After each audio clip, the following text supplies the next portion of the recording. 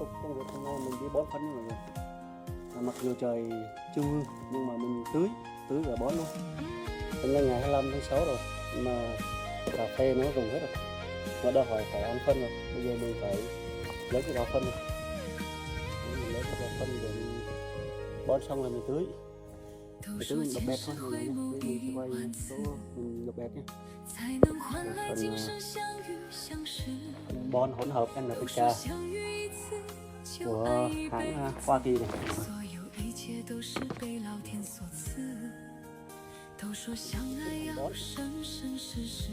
Với lượng bón thì đúng như mình nắm hai tay mình nhé.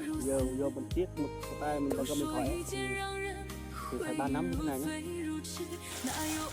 Cả rải đều tiếp tục ra đấy, cà phê từ vừa thì mình lấy thêm 1 năm mình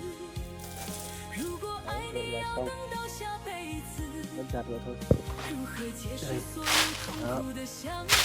Đó rải đều như vậy luôn. Rồi bây giờ tôi thành tưới, bây giờ bật camera lên rồi xem thử đi thêm nước chảy không.